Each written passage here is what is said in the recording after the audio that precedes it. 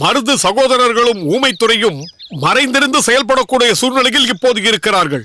அவர்களுடைய மிகப்பெரிய பலமே உன்னை போன்ற அம்பலக்காரர்கள் தான்.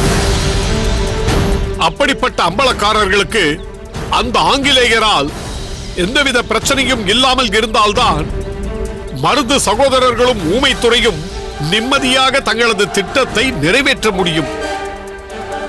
அதனால் அவர்களுக்காக நீயும் உன்னை போன்ற அம்பலக்காரர்களும் ஆங்கிலேயரிடம் அனுசரித்து போவதுதான் மிகவும் நல்லது. நேரடியாக நீங்கள் ஆங்கிலேயரை எதிர்ப்பதால் எந்த உபயோகமும் இல்லை. அந்த அக்னியுவின் அழைப்பை ஏற்று அண்ணன் அங்கு சென்றால் பாகநெறிக்காரர்கள் அவனுக்கு அடங்கிவிட்டார்கள் என்றுதானே அர்த்தம். அதை அலட்சியப்படுத்தினால் அழிவிற்கு வழிவகுக்கிறோம் என்று ஆருடம் கூட சொல்லிவிடலாம். யாருடைய அழிவிற்கு யார் வழிவகுப்பது? பாகநேரியின் அழிவிற்கு பரங்கியன் வழிவகுப்பதா? அம்பலக்காரரின் அழிவிற்கு அவ்வளவு எளிதாக ஆருடம் கூற முடியுமா? அண்ணா, ஆணையிடுங்கள். வெள்ளையர் கூறும் ஆருடமா இல்லை இந்த ஆதப்பனின் சாமர்த்தியமா என்று பார்த்து விடுகிறேன். எனக்கு துணையாக 5 வீரர்களை மட்டும் அனுப்புங்கள். அந்த அக்னியுவின் இருப்பிடத்தை அழித்து மண்ணோடு மண்ணாக தரைமட்டமாக்கி விட்டு வருகிறேன். படைகொண்டு சென்றான், பரங்கியன் முடித்தான் என்பதற்கு பதிலாக 5 வீரர்களோடு மட்டும் சென்றான், அக்னியுவையும் அவனது ஆட்களையும் ஆதப்பன் அழித்தான் என்று சொல்லுபடி செய்கிறேன். இல்லை ஆதப்பா, இது அவசரப்பட்டு செய்யக்கூடிய காரியம் அல்ல, தீர ஆலோசித்து செய்ய வேண்டிய காரியம். இப்படி அவசரப்பட்டு ஆத்திரப்படாதே என்று உனக்கு பலமுறை சொல்லி இருக்கிறேன். எடுத்தோம் கவிழ்த்தோம் என்று எதையும் அவசரப்பட்டு செய்துவிடக் கூடாது. அப்படி செய்துவிட்டால் பிறகு அதற்காக வருந்த வேண்டிய சூழ்நிலை ஏற்படும். அப்படி என்றால் வெள்ளையர் சொல்வது சரி என்கிறீர்களா? அவர் சொல்வது போல்தான் நடக்க வேண்டும் என்கிறீர்களா? அந்த பரங்கியனுக்கு பயந்து பணிந்து போக வேண்டும் என்கிறீர்களா? வெள்ளையர் சொல்வதுதான் சரி என்று நான் சொல்லவில்லை. அதே சமயம் நீ சொல்வதையும் என்னால் ஏற்றுக்கொள்ள முடியாது. இந்த விஷயத்தில் எனக்கே பெரும் குழப்பமாகத்தான் இருக்கிறது. அந்த குழப்பத்தை தீர்த்து கொள்ள வேண்டும் என்பதற்காகத்தான் வெள்ளையரை அக்னியுவிடம் அனுப்பி அவனது திட்டத்தை அறிந்து கொள்ளலாம் என்று நினைத்தேன். ஆனால் அவனே அதை பற்றி ஒரு வார்த்தை கூட பேசாமல் அவரையே குழப்பிவிட்டான். என்னை பொறுத்தவரை வெள்ளையரின் யோசனையை ஏற்று அந்த அக்னியுவை சந்திக்கப் போவதில்லை.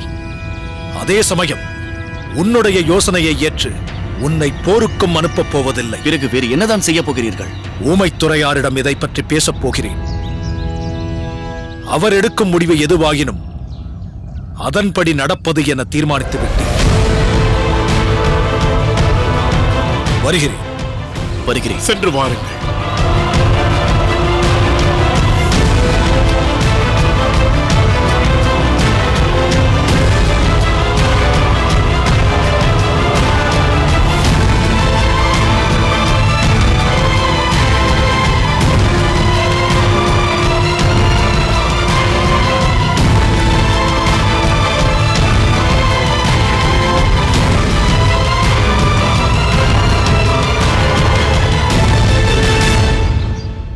என்ன ஜமீன்தார் ஜம்புலிங்கம் அவர்களே, மருது பாண்டியர்களை அக்னியுவின் ஆங்கில படை உதவியுடனேயே கோயிலுக்கு அழைத்துச் சென்று பின்பு அவர்களை திருப்பி அனுப்பிவிட்டு மீண்டும் அக்னியுடமே வந்து விட்டீரே. அன்று அப்படி நடந்ததில் என் தவறு ஏதுமில்லை. மருது சகோதரர்கள் என்னை ஏமாற்றி என்னையே பயன்படுத்தி அப்படி ஒரு காரியத்தை செய்து விட்டார்கள் என்பதை அக்னியுதுரை புரிந்து கொண்டார். அதனால்தான் முதலில் கடுமையாக கோபித்துக் கொண்டாலும் அதன் பிறகு அவரை ஆள் அனுப்பி என்னை இங்கு அழைத்து வர சொல்லிவிட்டார். ஆனால் இந்த உரங்கா புலியை பொறுத்தவரை நான் என்றுமே அவருக்கு விசுவாசமானவன் என்பதை அக்னியு நன்றாக புரிந்து வைத்திருக்கிறார். அந்த விசுவாசத்தை நிரூபிப்பது போல் வல்லத்தரையனை இங்கு வர சம்மதிக்க செய்து விட்டேன். ஆனால் அவர் மார்க்கை அனுப்பி அல்லவா வல்லத்தரையனுக்கு அழைப்பு விடுத்தார். அது ஒரு காரணம், அவ்வளவுதான். அக்னியுதுரை அழைக்கிறார் என்ற உடனேயே பட்டமங்கலத்து அம்பலக்காரன் பயந்து கொண்டு வந்து விடுவானா? பக்குவமாக பேசி இடையில் அவன் மாறாதபடி தன் பிடியிலேயே வைத்துக் கொண்டிருப்பது இந்த உரங்கா புலி அல்லவா? அப்படி சொல் உரங்கா புலி. சிடான், என்னை கண்டு நீங்கள் எழுந்து வர வேண்டிய அவசியம் இல்லை. அப்படி சொல்லாதீர்கள் துரை. தாங்கள் பறந்து விரிந்த இந்த பாரத நாட்டையே ஆளப்போகும் பிரிட்டிஷ் சாம்ராஜ்யத்தின் பிரதிநிதி அல்லவா? தமிழகத்தை தன்வசப்படுத்தி ஆட்சி புரிய போகும் கர்னல் அல்லவா? ஆடுகிற மாட்டை ஆடி கறக்க வேண்டும், பாடுகிற மாட்டை பாடி கறக்க வேண்டும் என்பதை சரியாக புரிந்து கொண்டு அனைவரையும் வெற்றி கொண்டவர் அல்லவா? ராஜதந்திரம் என்பதற்கு உதாரணமாக விளங்குபவர் அல்லவா? ஓகே நீங்கள் சொல்வதெல்லாம் சரிதான். ஆனால் எனக்கு நீங்கள் யார்? என்னுடைய நண்பர்கள், மை ஃப்ரெண்ட்ஸ், எனது தனிப்பட்ட பிரச்சனையாகட்டும், எங்கள் சாம்ராஜ்யத்தின் பிரச்சனையாகட்டும், ஒவ்வொன்றையும் நன்றாக புரிந்து கொண்டு அதற்கு உதவியாக இருப்பவர்கள் அல்லவா? அதனால் நீங்கள் என்னை கண்டு எழுந்திருக்க வேண்டிய அவசியம் இல்லை. வாருங்கள், உட்காருங்கள்.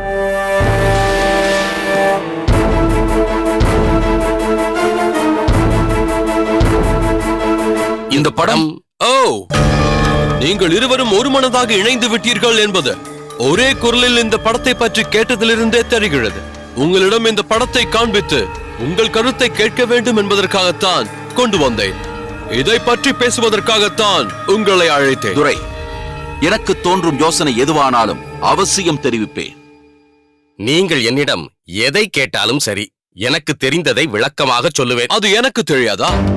அதற்காகத்தானே உங்கள் இருவரையும் மட்டும் அழைத்தேன். இது என்ன தெரியுமா? எங்களுக்கு எப்படி தெரியும் துரை?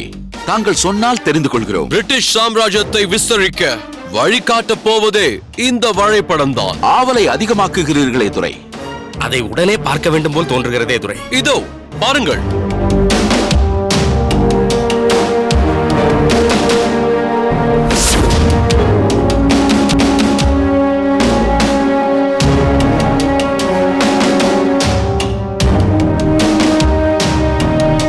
இது என்னவென்று புரிகிறதா?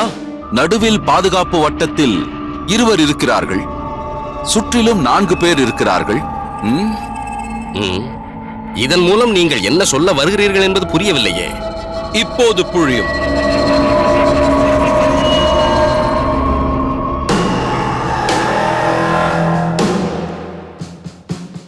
இந்த பாதுகாப்பு வளையத்திற்குள் இருப்பவர்கள் மருது சகோதரர்கள்.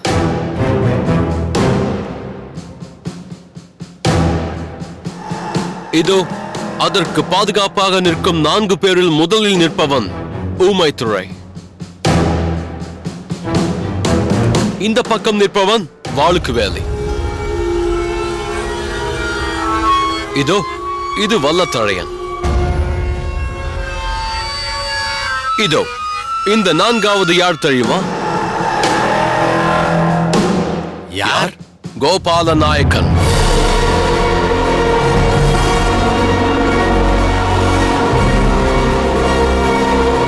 கோபால நாயக்கன் பற்றி உங்களுக்கு தெரியுமா? எப்போது இந்த பெயரை கேட்டது போல் தெரிகிறது. யார் என்று தெரியாது. எனக்கு தெரியும். கோபால நாயக்கன் சாதாரணமானவன் அல்ல. விழுப்பாச்சி ஜல்லிக்கட்டு பாளையக்காரன், மிகச்சிறந்த வீரர். ஊமைத்துறை, வாளுக்கு வேலி, வல்லத்தழையன் ஆகிய மூவரும் பலசாலிகள் என்றாலும் தாங்களே நேரடியாக வந்து தங்கள் பலத்தை காண்பிக்க கூடியவர்கள். ஆனால் கோபால நாயக்கனோ தன் பலத்தை மற்றவர்களுக்கு தரக்கூடியவன். என்ன உரங்காப்புலி, நான் சொல்வது உங்களுக்கு புரியவில்லையா? தன் பலத்தை மற்றவர்களுக்கு தரக்கூடியவன் என்றால் ஆயுத பயிற்சி பெறுவதற்கான கலரிகளை அமைத்து பல வீரர்களை உருவாக்கக்கூடியவன். துரை, கோபால நாயக்கரை தவிர மற்ற 3 பேர்களும் தங்களுக்கு எதிராக போராடுபவர்கள் என்பது எல்லோருக்கும் தெரியும். ஆனால் கோபால நாயக்கர் பற்றி அப்படி ஏதும் அவர் செய்ததாக தெரியவில்லையே. வெளிப்படையாக உங்களை எதிர்த்ததாக கேள்விப்பட்டதில்லையே. உனக்கு அவனை பற்றி சரியாக தெரியாததால் இப்படி சொல்கிறாய் உரங்காப்புலி.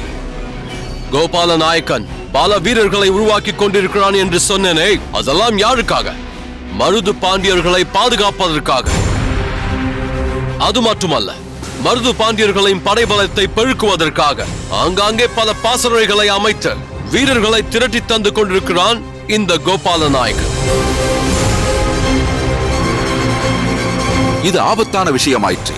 இதை முதலிலேயே கிள்ளி எறிய வேண்டும். அதை பற்றி விவாதிக்கத்தானே உங்களை அழைத்திருக்கிறேன்.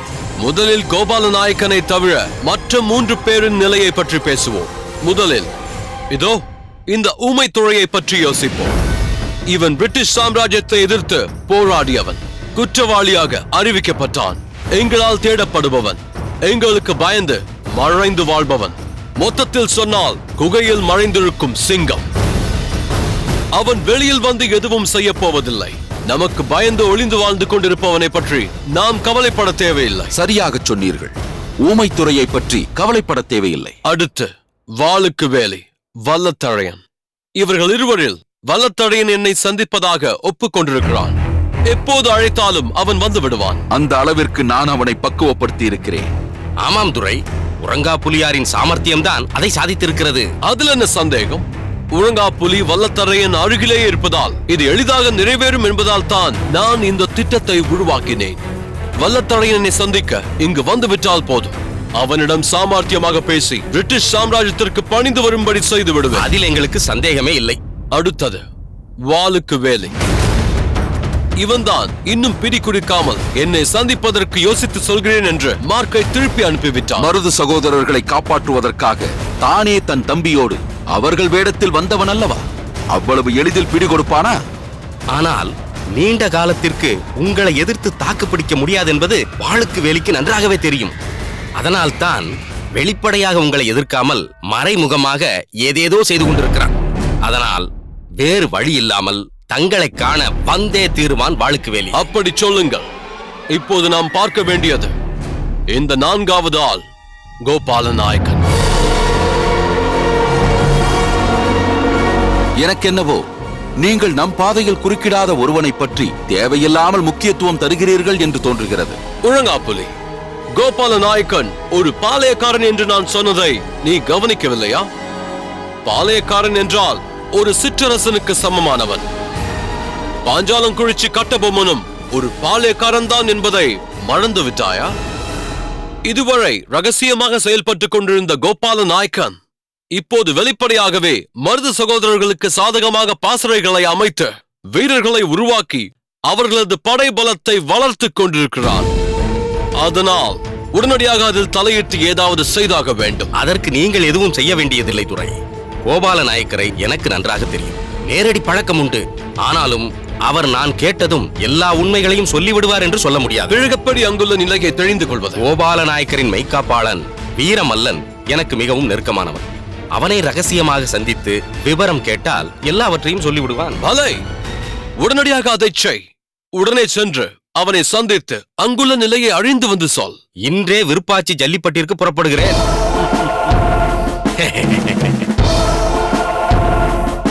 இதோ இதை வழிச்செலவுக்கு வைத்துக்கொள். ஊமைத்துறை வெளியில் வரமாட்டான். அதனால் அவனை பற்றி பேச வேண்டிய அவசியமில்லை. வாளுக்கு வேலியும் வல்லத்தரையனும் இங்கு வந்து விடுவார்கள். அதனால் அவர்களை பற்றியும் கவலைப்பட வேண்டிய அவசியமில்லை. இனி நமது அடுத்த இலக்கு கோபால நாயக்கன்.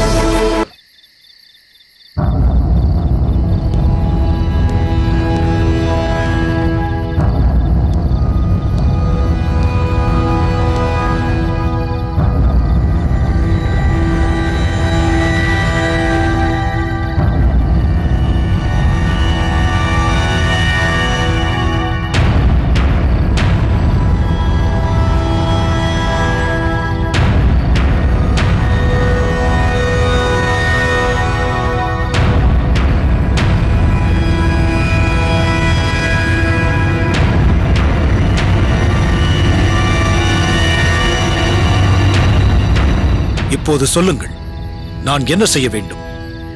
எனக்கு உன்னை சந்திக்க விருப்பமில்லை என்று அந்த கர்னல் அக்னியோவின் முகத்தில் கரியை பூசுவது போல் பதிலை அனுப்பிவிடட்டுமா? வெள்ளையரும் சில விஷயங்களை சொன்னார்.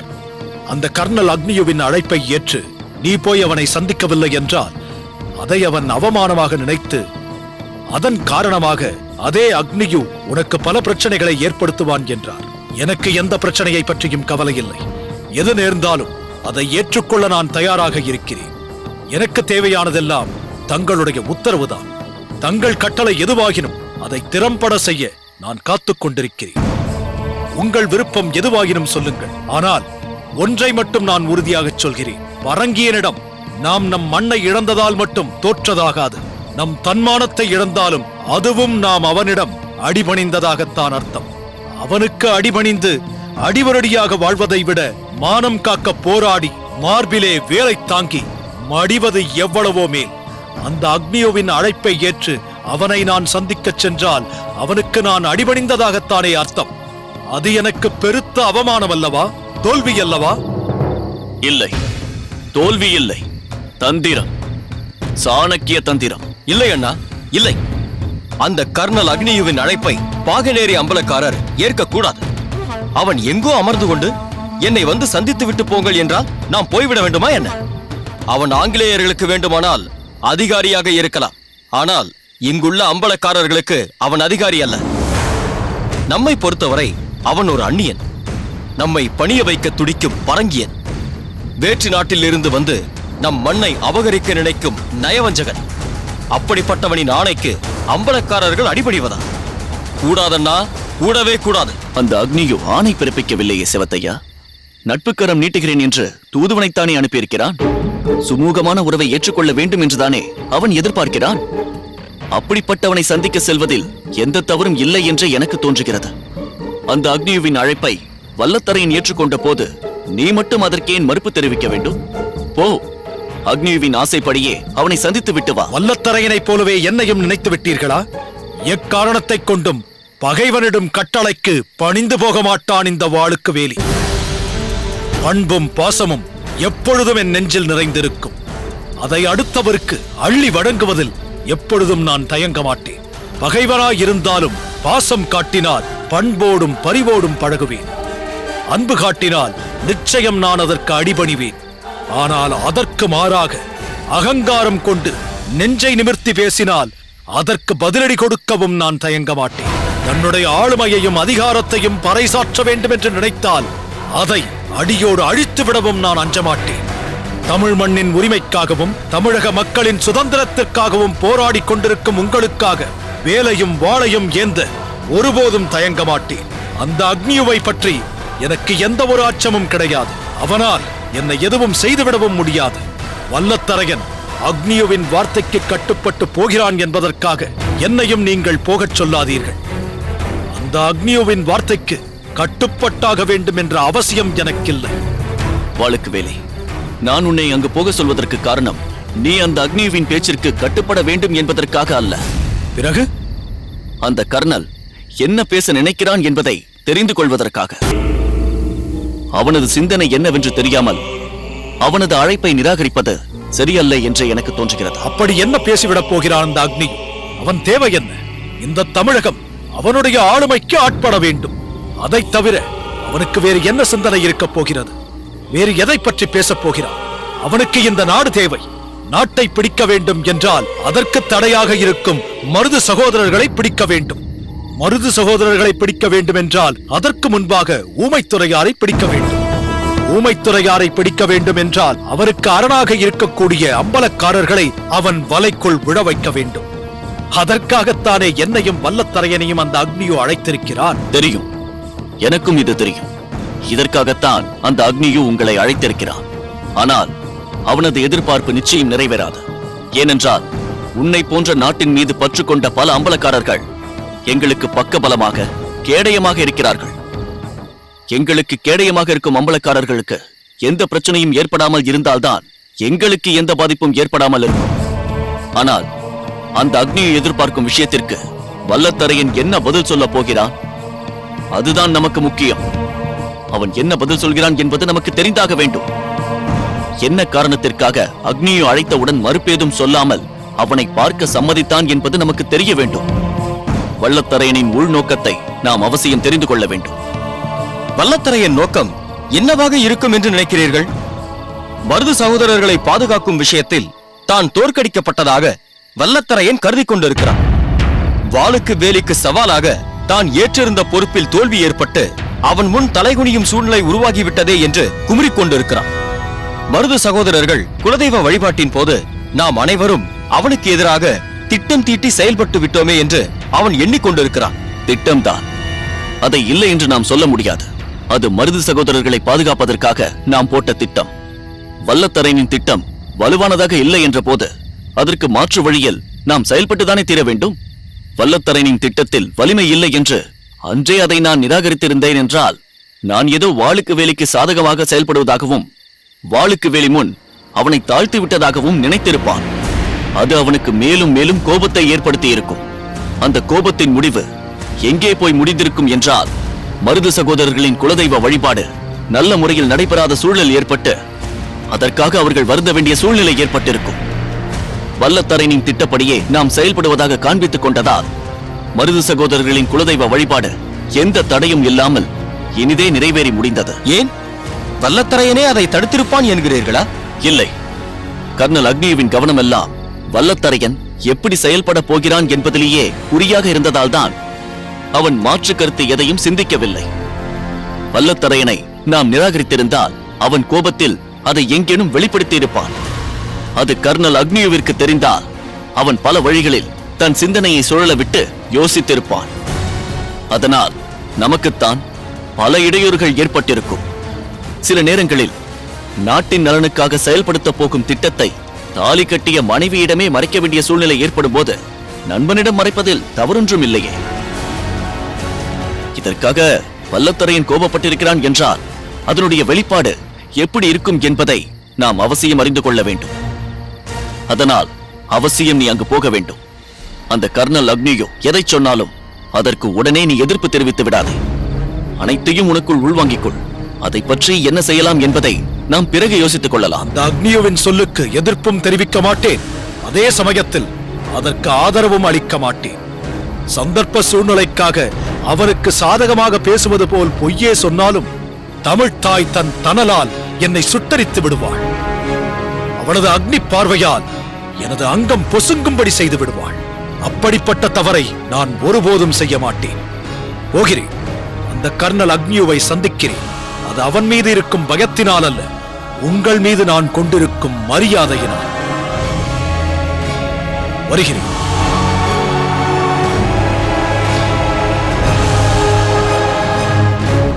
வாளுக்கு வேலையை போன்று அம்பலக்காரர்கள் அனைவரும் இருந்திருந்தால் அந்த ஆங்கிலேயர்கள் எப்படி தங்களது ஆளுமையை இங்கு ஊன்றியிருப்பார்கள்? நமக்குள் ஒற்றுமை இல்லாமையால் ஏதேதோ நடந்தேறிவிட்டது. வாளுக்கு வேலை நிச்சயம் ஒரு முடிவை ஏற்படுத்துவார்.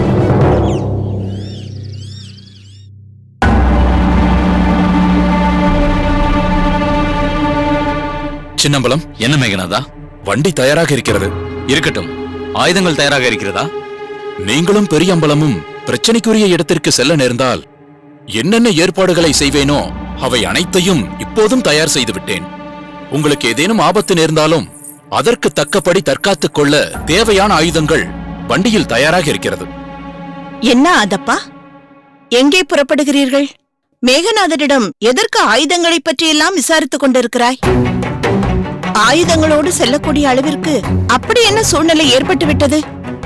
மேகநாதா, நீ சென்று மற்ற ஏற்பாடுகளை கவனி. ஆகட்டும் சின்னம்பலம். அதப்பா, நான் கேட்டதற்கு பதில் சொல்லாமல் மேகநாதரிடம் அடுத்த ஏற்பாட்டை கவனி என்று சொல்லி அனுப்பிவிட்டாயே. முதலில் நான் கேட்ட கேள்விக்கு பதில் சொல்லப்பா. ஆபத்து ஏற்படக்கூடிய இடத்திற்குத்தானே ஆயுதங்களை எடுத்துச் செல்ல வேண்டும். அப்படி எந்த ஆபத்தான இடத்திற்கு நீங்கள் செல்கிறீர்கள்? அம்மா, நீங்கள் தானே அடிக்கடி சொல்வீர்கள், ஏதாவது முக்கியமான வேலையாக வெளியில் புறப்படும் போது எங்கே போகிறீர்கள் என்று கேட்கக்கூடாது என்று.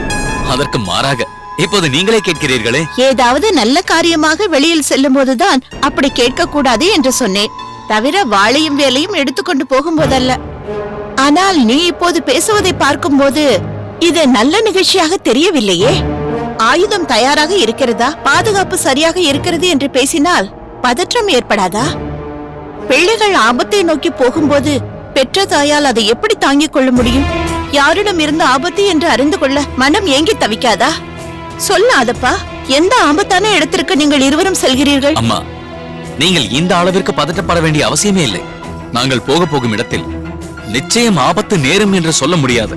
இருந்தாலும் நாமும் சற்று எச்சரிக்கையாக இருக்க வேண்டும் என்பதற்காகத்தான் சில ஆயுதங்களை எடுத்து வண்டியில் வைக்கும்படி மேகநாதனிடம் சொன்னேன். இருக்கலாம், இல்லாமலும் இருக்கலாம் என்றெல்லாம் குழப்பாதே அதப்பா. எங்கே போகிறீர்கள்? முதலில் அதை சொல். கர்னல் அக்னியுவை சந்திக்க அவனது இருப்பிடத்திற்கு செல்கிறோம். அவரை எதற்கு நீங்கள் சந்திக்க வேண்டும்?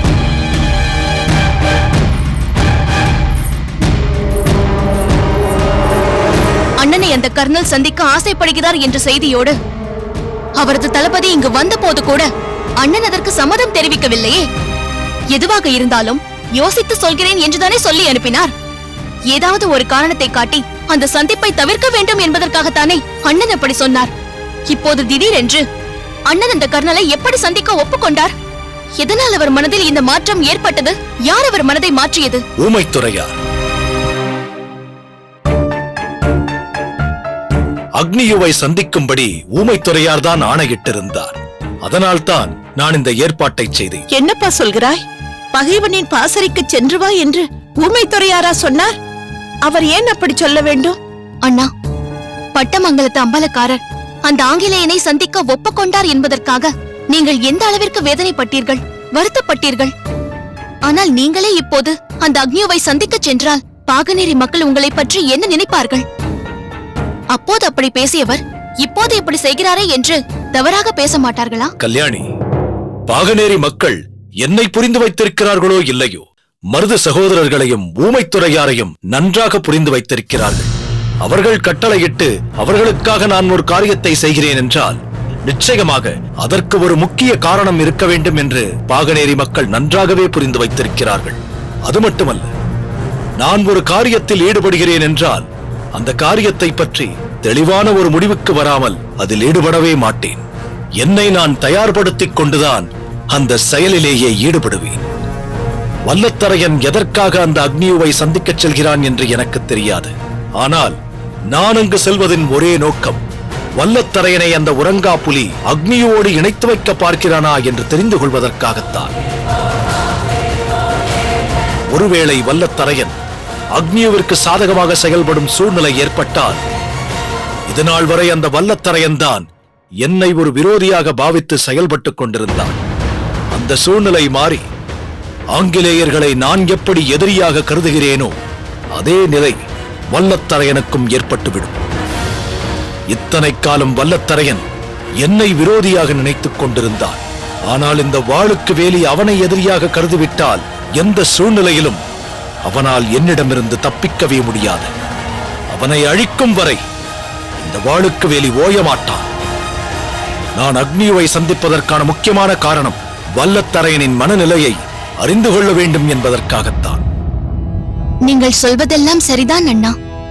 ஆனால் அங்குள்ள சூழ்நிலை உங்களுக்கு சாதகமாக இருக்குமா என்பதுதானே இப்போதைய பிரச்சனை. அதில் என்ன பிரச்சனை? உங்களை விரோதியாக நினைக்கும் பட்டமங்கலத்து அம்பலக்காரரும் எதிரியாக நினைக்கும் கர்னல் அக்னியோவும் ஒன்றாக இணைந்திருக்கும் இடத்திற்கு அல்லவா நீங்கள் போக போகிறேன் என்கிறீர்கள். அதனால் உங்களுக்கு ஏதேனும் ஆபத்து நேர்ந்து விட்டால் என்ன செய்வது அண்ணா? என்னம்மா ஆபத்து வரும்? என் தலையை சீவி விடுவானா அந்த அக்னியு? வரும் ஆபத்து எதுவாகினும் அதை எதிர்கொண்டு சமாளிக்கும் ஆற்றல் உன் அண்ணனுக்கு நிறையவே இருக்கிறது. எதிரியின் கோட்டைக்கே சென்று எதிரியின் முன்னாலேயே அமர்ந்து நமது உணர்ச்சிகளை அவனுக்கு உணர்த்திவிட்டு வர இது ஒரு அருமையான வாய்ப்பு. இதை இந்த வாளுக்கு வேலி தவறவிட மாட்டான். ஒருவேளை அந்த அக்னியுவின் கையால் மரணம் ஏற்பட வேண்டும் என்றால் அது நடந்துவிட்டு போகும். தாய்நாட்டின் மானம் காப்பதற்காக தன்னுயிரை தந்து தமிழகத்தின் மானம் காத்தான் வாளுக்கு வேலி என்று வரலாறு என்றென்றும் பாகநேரியை பற்றி பெருமையாக பேசிக் கொண்டிருக்கும். ஆக மொத்தத்தில் கர்னல் அக்னியுவை சந்திப்பதினால் எது நடந்தாலும் அது எனக்கு சிறப்புதான். அண்ணா, கவலைப்படாதே கல்யாணி. அந்த அக்னியுவாக இருந்தாலும் சரி, அவன் வீசக்கூடிய அக்னி குண்டாக இருந்தாலும் சரி, உன் அண்ணன்களை யாராலும் அவ்வளவு எளிதாக சாய்த்து விட முடியாது. அது அந்த அக்னியுவிற்கே நன்றாக தெரியும். ஆனால் ஒன்று மட்டும் நிச்சயம், அந்த கர்னல் ஏதோ ஒரு சமரச முயற்சிக்காகத்தான் அண்ணனை அவன் அழைத்திருக்க வேண்டும். ஒருவேளை அப்படி இல்லாமல் அவன் சுயநலத்திற்காக அழைத்திருந்தால் அதை ஒருபோதும் அண்ணன் ஏற்க மாட்டார் என்பதை அவனுக்கு புரிய வைக்க வேண்டும். அதற்காகத்தான் நாங்கள் அங்கே செல்கிறோம். எங்களுக்கு எந்தவித ஆபத்தும் ஏற்படாது. நீங்கள் தைரியமாக இருங்கள்.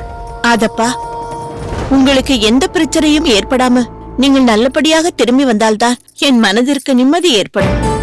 அம்மா, நான் இப்போது போவது கர்னல் அக்னியு விஷயமாக மட்டுமல்ல, தங்கை கல்யாணியின் விஷயமாகவும் தான். கர்னல் அக்னியுவிற்கும் கல்யாணிக்கும் என்னப்பா சம்பந்தம் இருக்கிறது? கல்யாணிக்கும் கர்னலுக்கும் எந்த சம்பந்தமும் இல்லைதான். ஆனால் கல்யாணிக்கும் திருக்கோட்டியூர் சுந்தராம்பாளுக்கும் சம்பந்தம் இருக்கிறதே. கல்யாணிக்கு நாட்டியம் கற்றுத்தரும் விஷயமாக கருத்த ஆதப்பனை ஏற்கனவே திருக்கோட்டியூர் அனுப்பியிருந்தேன். ஏனோ அப்போதிருந்த சூழ்நிலை சரியில்லாததால் அப்போது அது தடைபட்டு விட்டது. அடுத்தடுத்து பல பிரச்சனைகள் மேலும் மேலும் ஏற்பட்டதால் அதை பற்றி யோசிக்க முடியாமல் போய்விட்டது. நாட்டை பற்றி சிந்திக்கும் நேரத்தில் வீட்டை பற்றி சிந்திக்க முடியாமல் போய்விட்டது.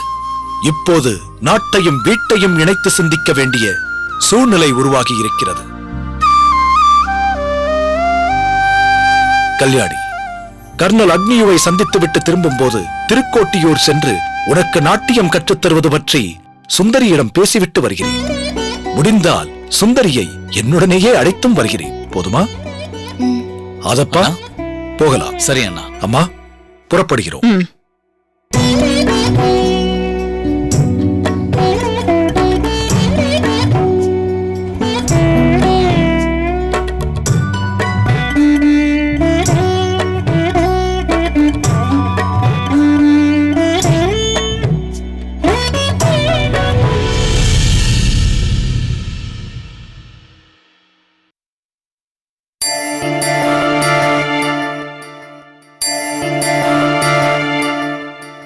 பெரிய இடைவெளிக்கு பிறகு இன்று சுந்தரின் நாட்டிய நிகழ்ச்சி நடைபெற போகிறது. அதற்கு வேண்டிய ஏற்பாடுகளை செய்ய வேண்டுமே என்ற அக்கறை இந்த வடிவுக்கு சிறிதாவது இருக்கிறதா?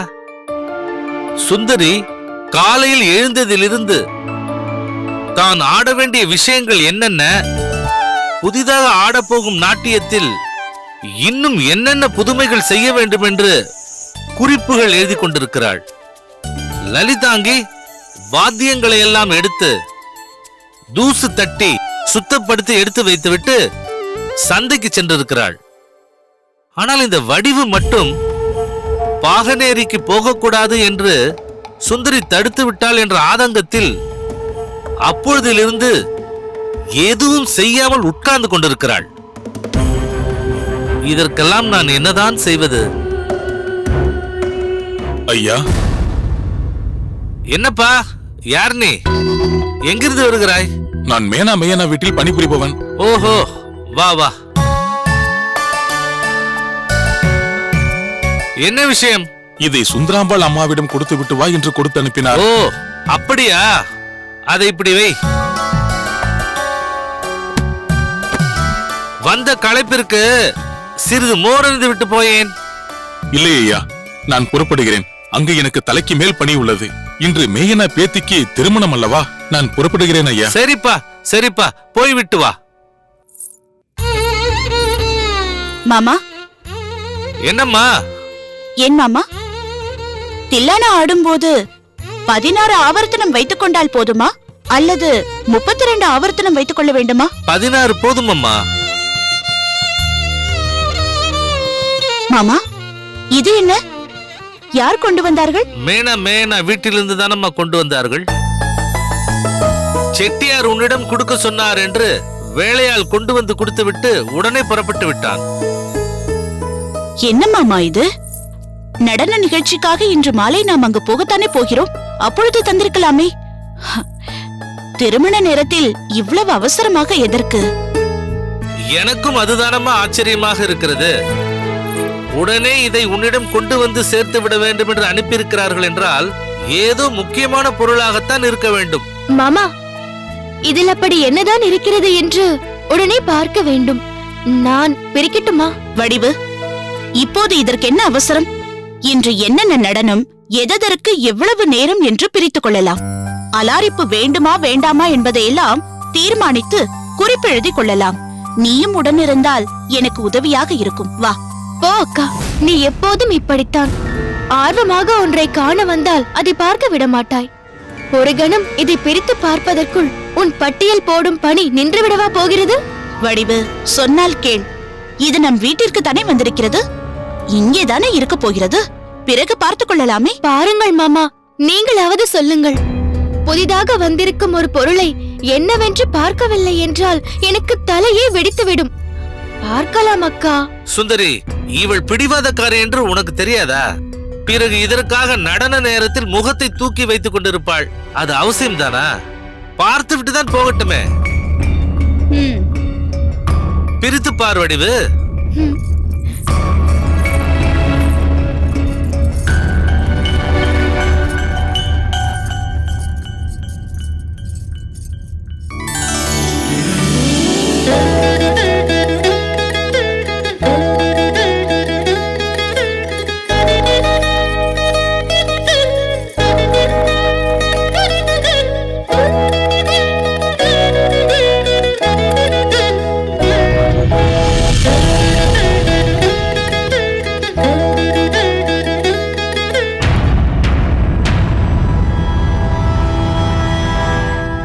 அக்கா, இதில் ஒரு மடலும் வைக்கப்பட்டிருக்கிறது. கொடு.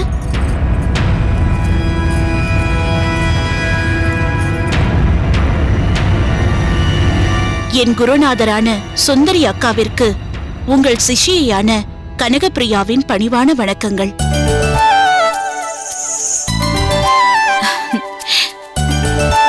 அக்கா, நான் தங்களிடம் நடனம் கற்றுக்கொள்ளும் பாக்கியத்தை பெறாவிட்டாலும் தங்களையே என் குருநாதராக நினைத்துக் கொண்டிருந்தவள்.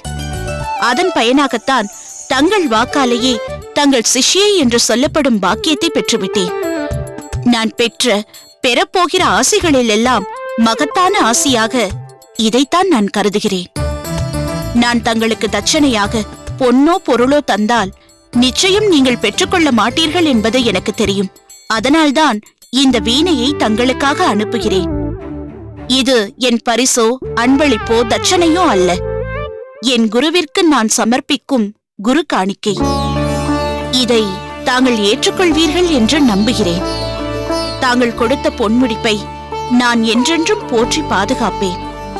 அதேபோல் நான் கொடுக்கும் இந்த வீணை என்றென்றும் தங்கள் கரத்தால் மீட்டப்பட வேண்டும் என்று வேண்டுகிறேன். தங்கள் திருவடிகளில் மீண்டும் என் வணக்கங்களை அர்ப்பணிக்கிறேன். தங்கள் மானசீக சிஷ்யை கனகப்பிரியா.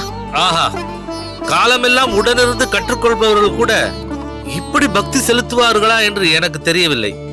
இந்த பெண் குரு பக்தி என்பதற்கு உதாரணமாக விளங்குகிறாள்.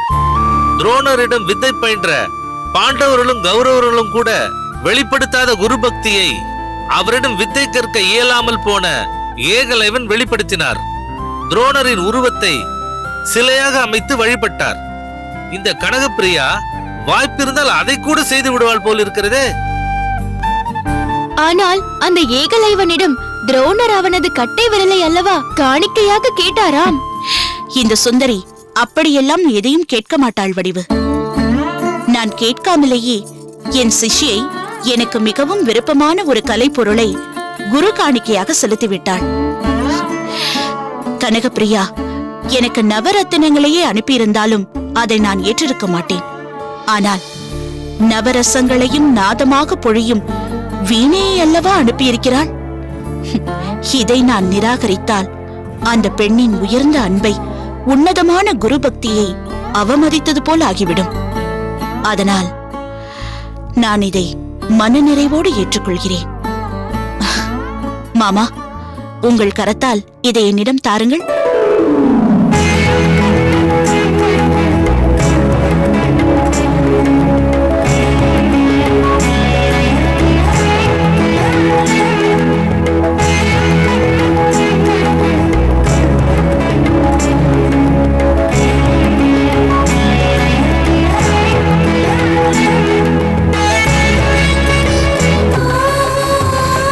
வடிவு, அன்று சுந்தரியிடம் நீ வணங்கும் ஈசன் நீ விரும்பும் இசைக்கருவியை கூட வாங்க முடியாமல் செய்து விட்டார் என்று சொன்னாயே, இப்பொழுது அதே எவ்வளவு பக்தியோடு யார் மூலமாக அனுப்பப்பட்டு வந்திருக்கிறது பார்த்தாயா? மாமா, வடிவு அப்படி பேசுவது புதிதா என்ன? காலம் வடிவிற்கு அனைத்தையும் கற்றுக் கொடுக்கும். சுவாமி. லலிதாங்கி, ஏன் இந்த பரபரப்பு? வீதியில் வந்து பாருங்கள், உங்களுக்கே புரியும்.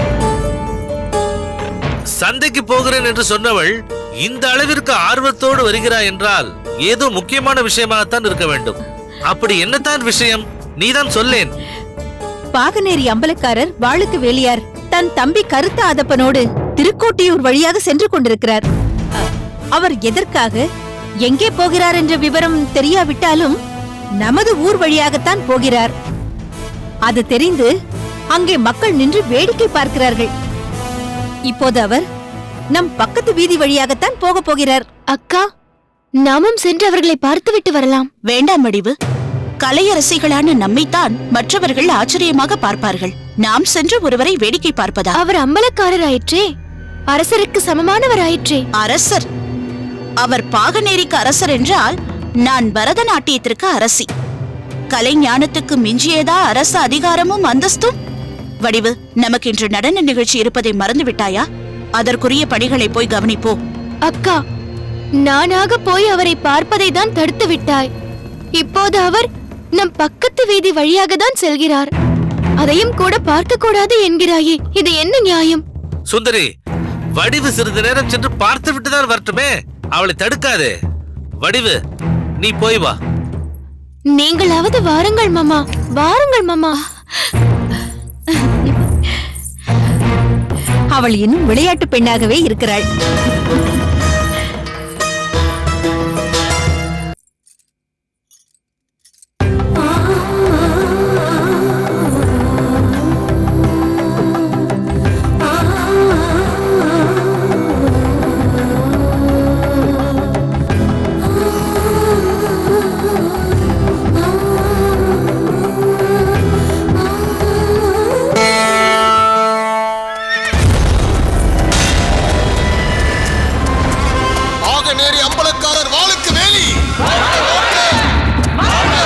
வடிவு, அதோ பெரிய மீசையுடன் குதிரையில் முன்னால் வருகிறார் பார். அவர்தான் பாகநேரி அம்பலக்காரர் வாளுக்கு வேலி.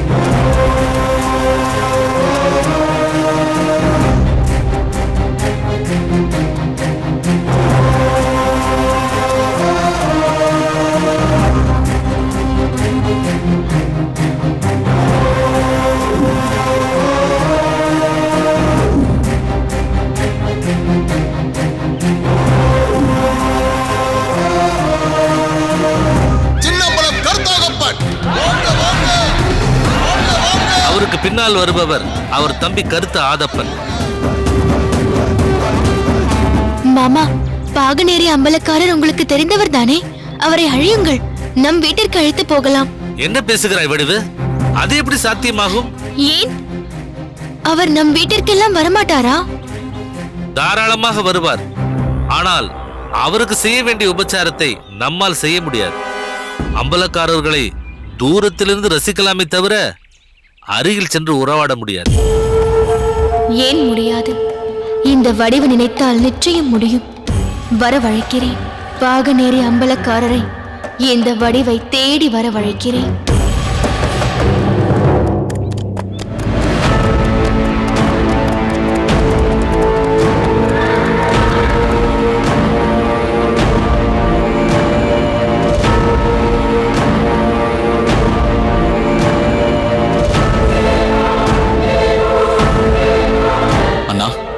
பட்டமங்கலத்தார் வந்துவிட்டார்.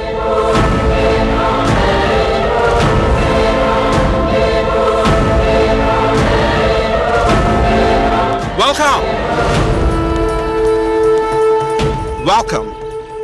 கர்னல் உங்களுக்காக காத்துக் கொண்டிருக்கிறார். வாருங்கள்.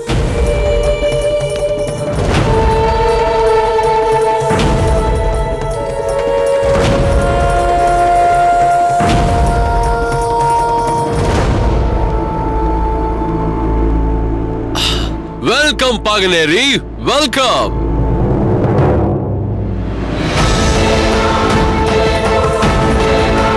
ஓ, தமிழ் பண்பாடு, isn't it? தமிழ் மரபு. Okay.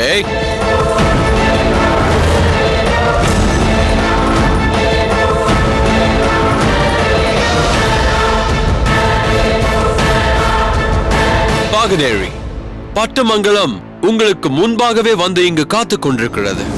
We are waiting only for you. Sit down.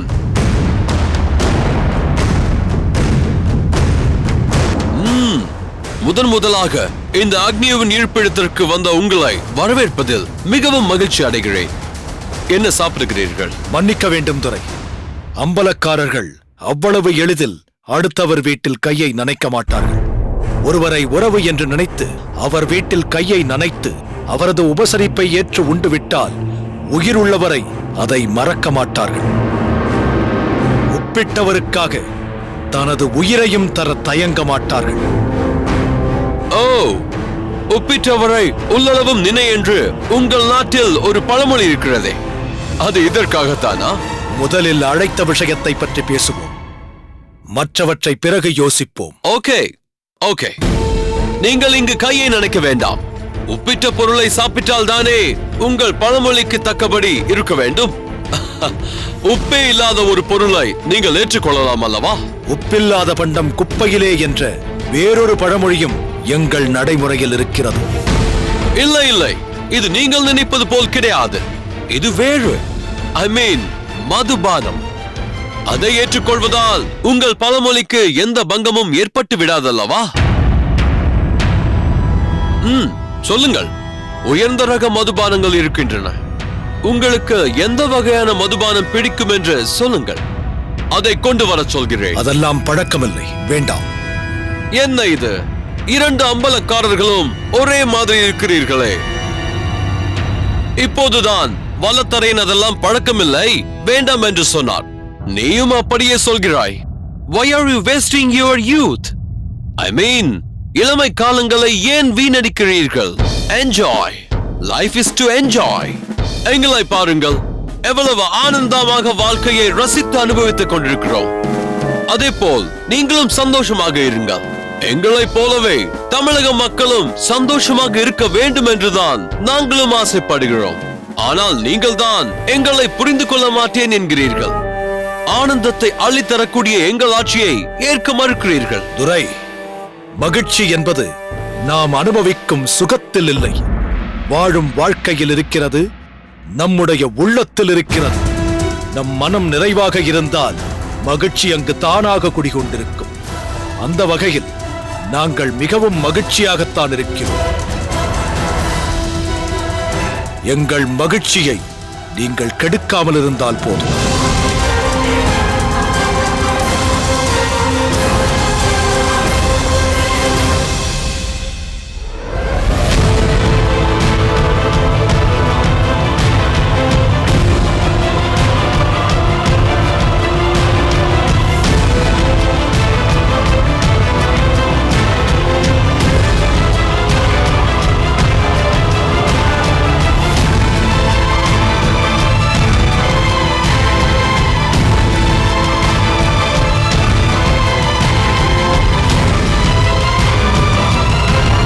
என்ன அப்படி பார்க்கிறாய்?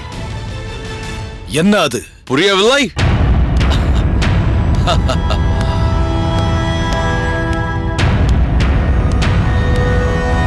இது யார் தெரியுமா? தமிழகத்தின் மானம் காப்பதற்காக போராடிய மாவீரனாம் வீரபாண்டிய கட்டபொம்மன்.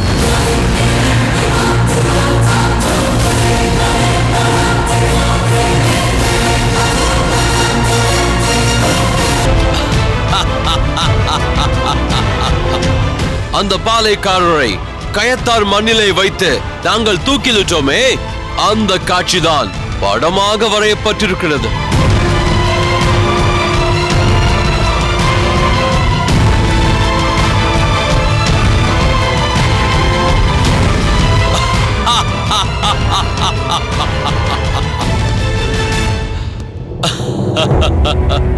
இவர் யார் தெரியுமா? நந்தவனத்தின் நடுவில் ஒரு நச்சுப்பாம்பு, மூலிகை செடிகளுக்கு மத்தியில் ஒரு கள்ளிச்செடி என்பது போல் அருகிலேயே இருந்து கொண்டு அவருக்கு குழி பறித்து வீரபாண்டிய கட்டபொம்மரை காட்டிக் கொடுத்த இன துரோகி. கட்டப்பனுக்கு எதிரிகள் கரத்தால் சூடப்படும் மானங்கெட்ட மகுடம். ஈனச்செயல் புரிந்ததற்காக எதிரிகளால் தரப்பட்ட எச்சில் பரிசு. இதை பெற்றுவிட்டதால் என்றுமே அவன் நிம்மதியாக இருக்க முடியாது. நீங்கள் எப்படி வேண்டுமானாலும் எடுத்துக் கொள்ளலாம். இதிலிருந்து என்ன தெரிகிறது? அந்த ஓவியங்கள் கூறும் உபதேசம்தான் என்ன? என்ன? ஆங்கிலேயருக்கு அடங்கி போனால் ஆட்சி நிலைக்கும், அடங்காவிட்டால் ஆவி பிழியும். துரை, இப்படிப்பட்ட ஓவியத்தை வரைந்து மானம் காக்க தவறிய மன்னர்களையும் பகைவருக்கு பயந்து வாழக்கூடிய பாளையக்காரர்களை வேண்டுமானால் பரங்கி அதிகாரிகள் மிரட்டிக் கொண்டிருக்கலாம். ஆனால் அனைவரையும் அப்படி மிரட்ட முடியாது. எப்படியும் வாழ வேண்டும், எந்த பதவியிலாவது ஒட்டி கொண்டிருக்க வேண்டும் என்று வாயில் எச்சிலை வடிய விட்டுக் கொண்டு அலைகிற எட்டப்பனை போன்றவர்கள் தமிழகத்தில் மிகவும் குறைவு. தாய் நாட்டிற்காக, தாய் மண்ணின் மானம் காப்பதற்காக தன் உயிரை துச்சமாக நினைத்து துரோகிகளை தூக்கி எறியக்கூடிய வீரம் நிறைந்த வீர மறவர்கள்தான் தமிழ் மண்ணிலே அதிகம். அவர்கள் அனைவரும் ஒன்று கூடி வெகுண்டு எழும்போது வேற்று நாட்டவர்கள் வேரோடு சாய்க்கப்படுவது மட்டும் நிச்சயம். அதப்பா, வந்த விஷயத்தை பேசுவோம். துரை, எங்களை அழைத்ததன் காரணத்தை சொல்லுங்கள். சொல்கிறேன். அதற்காகத்தானே பாகனேரியாரையும் பட்டமங்கலத்தாரையும் ஒரு அத்தியாவசியமான காரியத்திற்காக அழைத்திருக்கிறேன். நான் சொல்ல போகும் செயலை மட்டும் நீங்கள் செய்து விட்டீர்களேயானால் ஆங்கிலேயருக்கும் அம்பலக்காரர்களுக்கும் நடக்கும் போராட்டத்திற்கு ஒரு முற்றுப்புள்ளி வைத்தது போல் ஆகிவிடும். பீடிகை பலமாக இருக்கிறதே. எந்த ஒரு உள்நோக்கமும் இல்லாமல் நீங்கள் எதையும் செய்ய மாட்டீர்கள். வியாபாரம் செய்ய வேண்டும் என்று எங்கள் நாட்டிற்குள் நுழைந்தீர்கள். இப்போது எங்களையே வைத்து வியாபாரம் செய்கிறீர்கள். Yes, you are right. வியாபார நோக்கத்தோடு தான் நாங்கள் உங்கள் நாட்டிற்குள் வந்தோம்.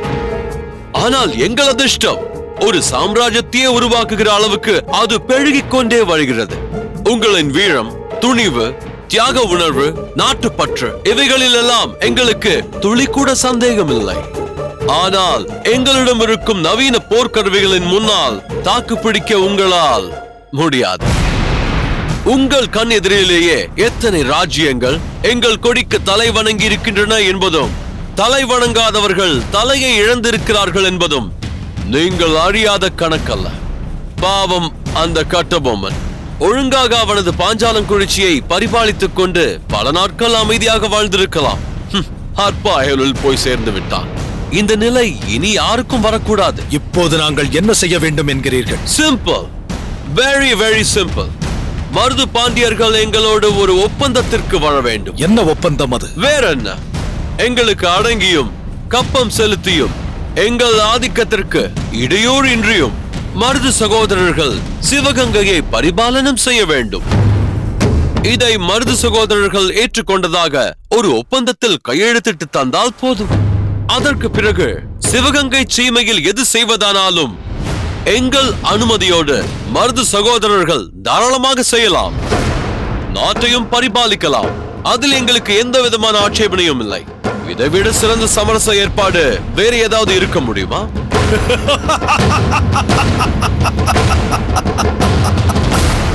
ஏன் சிரிக்கிறாய்? சிரிக்காமல் என்ன செய்வது? எப்படி எங்கள் நாட்டை நாங்கள் பரிபாலனம் செய்வதற்கும் எங்கள் நாட்டு மக்கள் நலமோடு வாழ நாங்கள் திட்டங்கள் தீட்டுவதற்கும் உன்னுடைய அனுமதியை கேட்க வேண்டுமா? அதற்கு உனக்கு கப்பம் வேறு கட்ட வேண்டுமா? அதாவது அடிமை வாழ்விற்கு அஸ்திவாரம் அமைக்கச் சொல்கிறாய். எத்தனையோ 1000 கல் தொலைவுக்கு அப்பால் இருந்து வந்த ஒரு அந்நியன் இந்த தமிழ் மண்ணில் அமர்ந்து கொண்டு அதிகாரம் செய்யும் போது எந்த ஆண்மகன்தான் அதை ஏற்றுக்கொள்வார்? ஏற்றுக்கொள்ளவில்லை என்றால் அவர்களது வீழ்ச்சியை அவர்களாகவே தேடிக்கொண்டது போல் ஆகிவிடும். Then no way. வேறு வழியே இல்லை. அந்த மருது சகோதரர்களை சிறை பிடிக்க வேண்டியதுதான். முடிந்தால் பிடித்துக்கொள். ஓ, முடியாது என்று நினைத்துக் கொண்டுதான் நீ இவ்வளவு வீராப்போடு பேசுகிறாயா? வாளுக்கு வேலி ஒரு முறை எங்களிடமிருந்து அவர்களை காப்பாற்றி பாதுகாப்பாக அனுப்பிவிட்டதால் எப்போதும் அப்படியே நடக்கும் என்று கனவு காணாதே. அப்படி நினைத்து நீ எங்களுக்கு எதிராக ஏதாவது செய்தால் மருது சகோதரர்கள் அழியும் போது பாகனேரியும் சேர்ந்து அழிந்துவிடும். துரை, அதப்பா, அமைதியாக இரு. வாளுக்கு வேலி, மருது சகோதரர்கள் குலதெய்வ வழிபாட்டின் போது நீதான் அவர்களை தப்பிக்க வைத்தாய் என்பது எனக்கு நன்றாக தெரியும். இருந்தாலும் உன் மீதும் வல்லத்தழையன் மீதும் எனக்கு ஒரு ஈடுபாடு உண்டு. அதனால் தான் அழைத்து வைத்து பேசிக் கொண்டிருக்கிறேன். ஆங்கிலேயரை அனுசரித்து உங்கள் நாட்டை அமைதியாக பரிபாலிக்க வேண்டுமா அல்லது ஆங்கிலேயரை பகைத்து அழிந்து போக வேண்டுமா என்பதை நீங்கள் தான் தீர்மானிக்க வேண்டும். இது நான் உங்களுக்கு அளிக்கும் கடைசி வாய்ப்பு.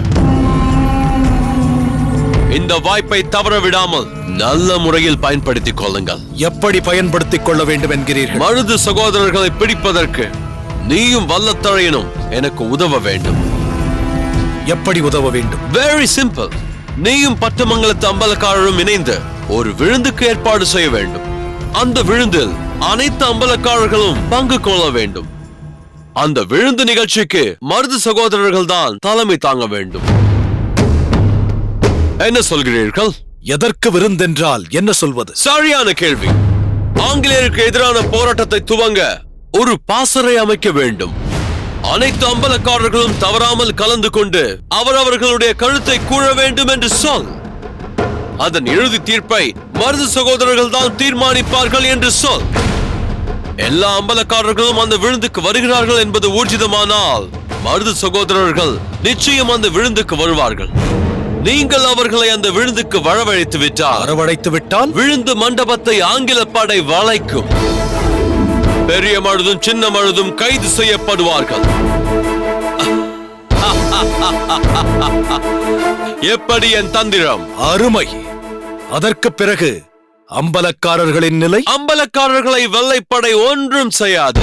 அத்தோடு ஆங்கிலேயர்கள் எக்காரணத்தை கொண்டும் அம்பலக்காரர்களை பகைவர்களாக கருத மாட்டார்கள். அம்பலக்காரர்களுக்கு அடிமை நிலை என்ற நிலையே ஏற்படாது. அம்பலக்காரர்கள் ஆங்கிலேயருக்கு வரி செலுத்த வேண்டிய அவசியமும் இல்லை. வேறென்ன வேண்டும்? கலிய பெருமாள் மூலம் அனைத்து அம்பலக்காரர்களையும் மருது சகோதரர்களுக்கு எதிராக திசை திருப்ப வேண்டும் என்று முயற்சி செய்தாய். அது முடியாமல் போனதால் இப்போது எங்கள் மூலமாக மருது சகோதரர்களை வரவழைத்து கைது செய்ய வேண்டும் என்று திட்டம் தீட்டுகிறாய். தமிழகம் முழுவதையும் உங்கள் வசமாக்கிக் கொள்ள பார்க்கிறாயா? அதில் என்ன தவறு இருக்கிறது? சாம்ராஜ்யாதிபதிகள், குறுநில மன்னர்கள், பாளையக்காரர்கள் என அனைவரும் சரிந்து போய் சரணாகதி அடைந்து கிடக்கும் சூழ்நிலையில் நாடு என்று பெயர் பூண்டு ஒரு சில கிராமங்களின் அதிபர்களாக விளங்கும் அம்பலக்காரர்களால் ஆங்கிலேய ஆதிக்கத்தின் வளர்ச்சியை எப்படி தடுத்து விட முடியும்? அதனால் இந்த யோசனையை நீங்கள் ஏற்றுக்கொள்வதை தவிர வேறு வழியே இல்லை. ஏற்றுக்கொள்ளவில்லை என்றால் என்றென்றும் ஆங்கிலேயருக்கும் அம்பலக்காரர்களுக்கும் இடையே பிரச்சனை இருந்து கொண்டேதான் இருக்கும். எங்களது பீரங்கிகள் உங்கள் ஊர்களையே குறிப்பார்த்து கொண்டேதான் இருக்கும். எப்போது அது வெடிக்குமோ என்று அங்குள்ள ஊராட்கள் அஞ்சி அஞ்சி வாழ வேண்டி இருக்கும். இதெல்லாம் தேவைதானா என்பதை நீங்கள் தான் யோசிக்க வேண்டும். மருது சகோதரர்களை காட்டிக் கொடுப்பதால் உங்களுக்கு ஒரு பிரச்சனையும் ஏற்பட போவதில்லையே. நாங்கள் அம்பலக்காரர்களை எங்கள் எதிரிகளாக கருதவே இல்லை. எங்களுக்குள்ள ஒரே எதிரி அந்த மருது சகோதரர்கள் தான்.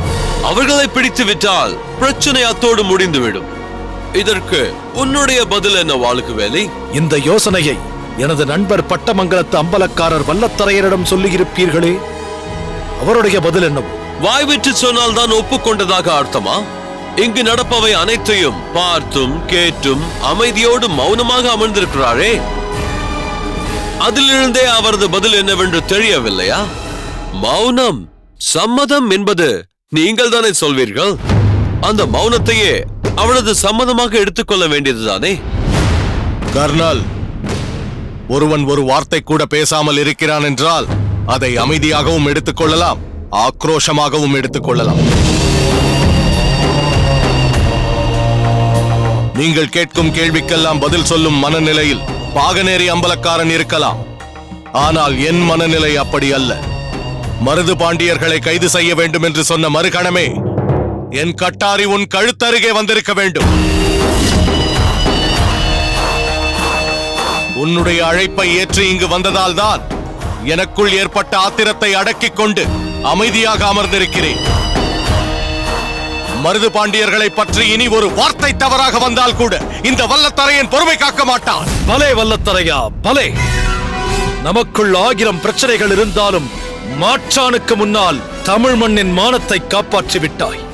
கர்னல், எங்களுக்குள் சில பிரச்சனைகள் இருக்கலாம், ஆனால் மருது சகோதரர்களுக்கு ஒரு பிரச்சனை என்றால் அத்தனை அம்பலக்காரர்களும் தோளோடு தோள் சேர்ந்து துணை நிற்பார்கள் என்பதை இப்போதாவது புரிந்து கொள்.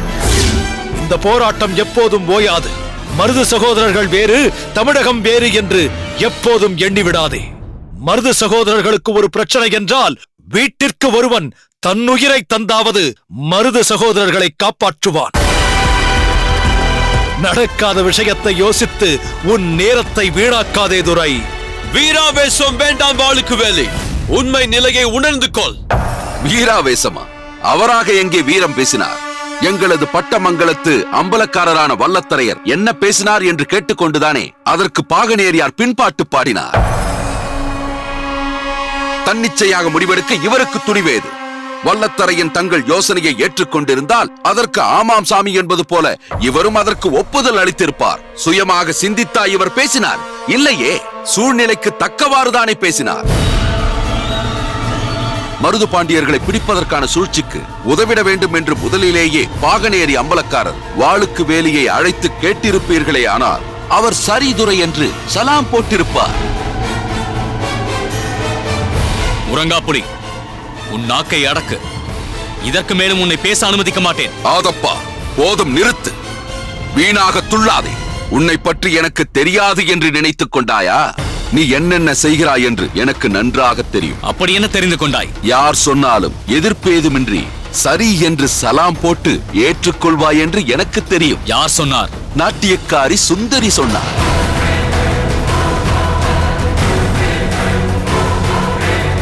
துரை, தவறு செய்து விட்டீர்கள். இந்த விஷயத்தை பற்றி எங்களை எல்லாம் அழைத்து கேட்பதற்கு முன்னால் நீங்கள் சற்று முன் யோசனையாக திருக்கோட்டியூரில் இருக்கிறாளே நாட்டியக்காரி சுந்தரி, அவளை அழைத்து இந்த விஷயத்தை பற்றி சொல்லி இந்த காரியத்தை எப்படியாவது எனக்கு முடித்துக் கொடு என்று கேட்டிருந்தார் ஆதப்பனிடம் பேசி இதை எளிதாக முடித்துக் கொடுத்திருப்பாள்.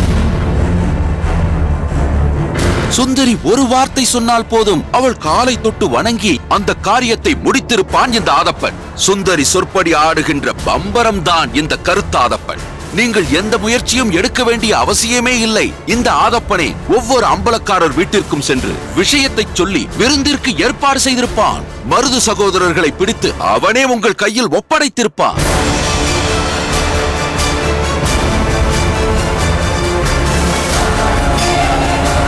அந்த அளவிற்கு ஆதப்பனுக்கு சுந்தரி மீது ஒரு ஈர்ப்பு. சுந்தரி சொன்னார் ஆதப்பனுக்கு வேத வாக்கு, ஆதப்பன் சொன்னால் அவன் அண்ணனுக்கு தெய்வ வாக்கு. சுந்தரி மூலமாக சுலபமாக முடித்திருக்க வேண்டிய வேலையை இப்படி சுற்றி வளைத்து கேட்டுக் கொண்டிருக்கிறீர்களே. உறங்கா புலி, எதற்கு இந்த வீண் பம்பு? சுந்தரிக்கும் ஆதப்பனுக்கும் ஏன் தேவையில்லாமல் முடிச்சு போடுகிறார்? பிறகு முடிச்சு இல்லாமலா சுந்தரி வீட்டிற்கு சென்றிருக்கிறான் உன் தம்பி? அங்கு யாருமே வராதபடி காவல் வேறு காத்துக் கொண்டிருக்கிறானமே. ஆமாதப்பா, அதில் கூட ஒரு சிறு தவறு நடந்து விட்டது.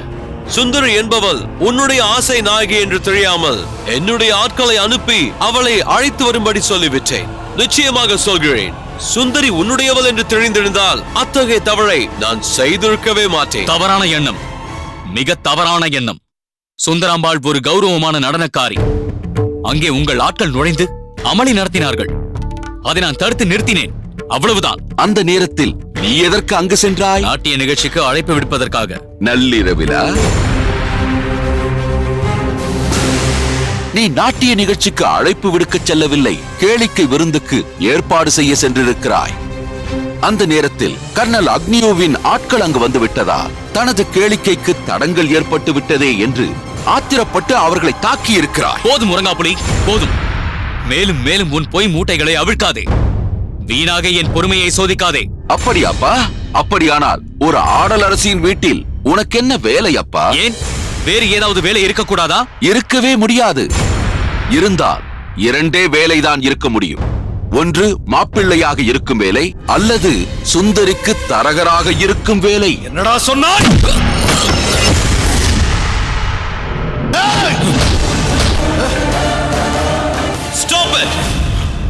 என் பிரச்சனையை தீர்ப்பதற்காக உங்களை இங்கு வரவழைத்தால் நீங்கள் உங்களுக்குள் ஒரு பிரச்சனையை ஆரம்பிக்கிறீர்களா?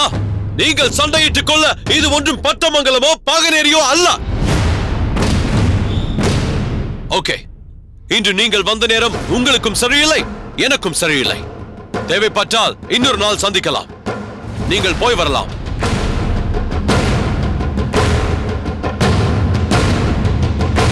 அதப்பா, வா போகலாம். நில்வாளுக்கு வேலை. நீயாவது ஒரு நல்ல முடிவை சொல்லிவிட்டு போ. எந்த இடர்வரினும் ஏற்க தயார். ஆனால் மருது பாண்டியர்களை காட்டிக் கொடுக்க மாட்டேன். வாதம். கர்னல், இப்படி சொல்லிவிட்டு போகிறார்கள்? போகட்டும் போகட்டும். இவர்களையா நம் வழிக்கு கொண்டு வர முடியாது. பட் ஒன் திங் மார்க், நமது பலம் நமது படையிலும் படை கலன்களிலும் இல்லை. இதோ இவர்களை போன்றவர்களின் ஒற்றுமையற்ற பலகீனத்தில் தான் இருக்கிறது.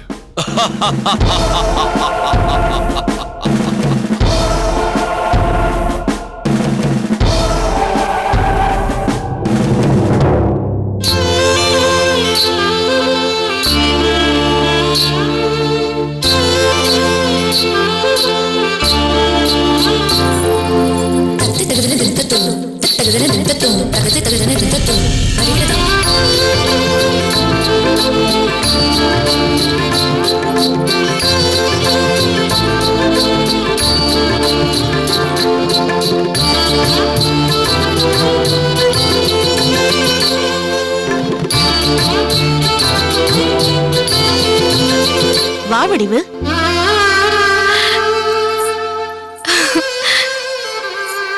அக்கா, என்ன ஏதோ உன் அக்காவை இன்றுதான் புதிதாய் பார்ப்பது போல் மிகவும் அதிசயமாக பார்க்கிறாய்? ஆமாம் அக்கா, வழக்கமாக தினமும் பார்க்கும் அக்காவா இவள் என்று அதிசயமாக இருக்கிறது. அப்படி நீ வியக்கும் அளவிற்கு என்ன மாற்றம் தெரிகிறது? இந்த மாற்றத்தை இப்பொழுது மட்டுமல்ல, நீ பரதநாட்டிய உடை அணிந்திருக்கும் ஒவ்வொரு முறையும் பார்த்து கொண்டிருக்கிறேன் அக்கா. சரி, வா போகலாம்.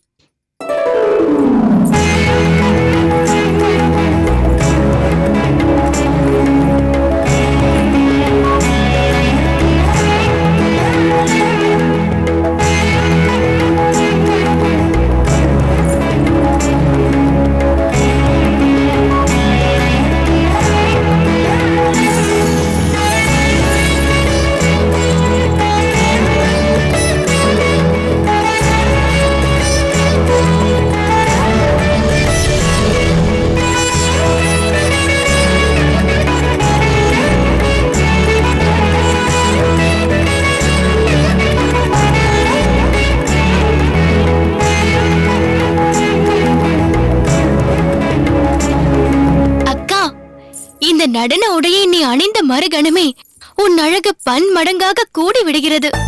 அனைத்திற்கும் மேலாக உன்னையும் அறியாத ஒரு கம்பீர தோற்றம் உனக்கு வந்து விடுகிறது.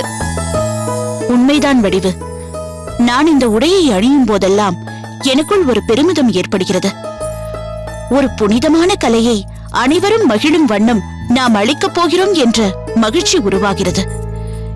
இந்த உடைக்கென உள்ள தனிச்சிறப்பை நினைத்து நானே வியந்து போகிறேன். அப்படி எதை சொல்கிறாய் அக்கா?